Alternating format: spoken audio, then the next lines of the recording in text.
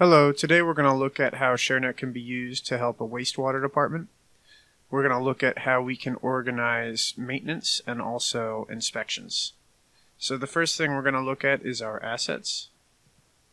And we have a list view here that is filtered for only our wastewater department.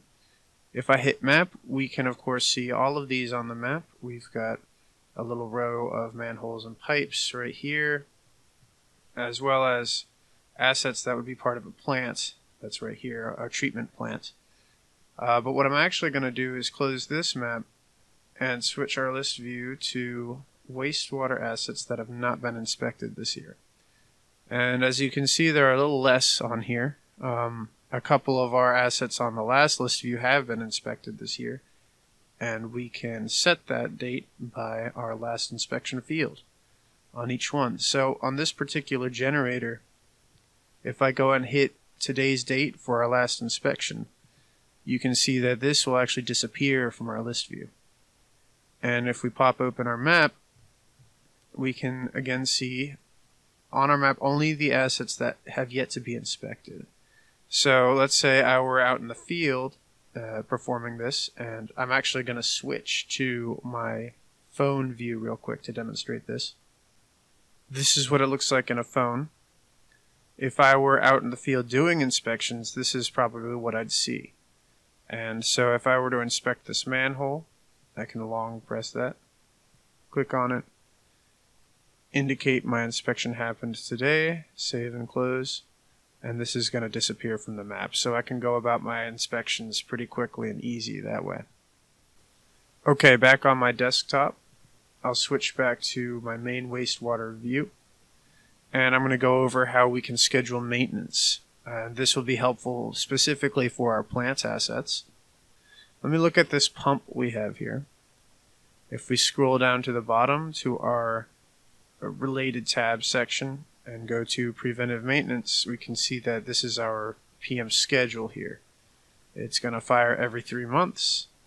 And the last PM date was... back in May 17th. Today's date is actually August 17th, so that's today. And you might have noticed it on our related request tab that popped up first. Our PM was actually generated.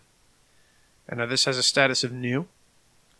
So if I go ahead and edit this, let's say I went out and performed this maintenance, and this is no longer new. This has been closed out.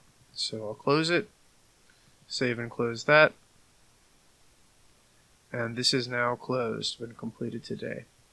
So if I thumb back over to the Preventive Maintenance, we see that this is updated. Our last PM date was today. And our next PM date is over in November. So that's going to fire when this date arrives. That PM will be generated. And we'll actually see that here again on our related requests. Now, if I want to create a PM schedule, I'll show you how to do that on the generator. It's very simple. We just go to the Preventative Maintenance tab. We add one in. We select the schedule, so every 3 months. And then we set when the next PM is going to happen. And it'll auto set for today, but we can choose any date we want. So maybe we want to start this on the 1st of the next month and have this firing every 3 months. These other fields, we can get into advanced configurations with these and kind of coalesce a lot of PMs together, but I'm not going to worry about that for right now. For this section down here is going to provide request information for the generator request. And it'll automatically label it as a PM. We can just select a category, so I'll call this wastewater mechanical, put this on our work order form, assign this to the wastewater group. And usually I would assign it to someone, but since this is a demonstration, I'm not going to do that. Also, for the purpose of demonstration, I'm going to go ahead and put the next PM as today. I'll save and close this, and save and close our asset. And in a couple of moments here, we'll see a new request pop up here for our PM. So our page is refreshed, and our PM is here for the generator. And just like all the other ones, if I come in here and close this guy out, save and close, and we check back on our asset, we're going to see that our preventative maintenance shows that our last PM was today. That was closed out today, and it's going to fire another one on the 17th of November. Okay, the last thing I want to show is how easy it is to report on this stuff. Let's say you need to make a report every week on how the inspections are going. We're going to do that right now using our dashboard. So I'll go ahead and click this, and we have a wastewater inspection dashboard already set up, and this is very simple.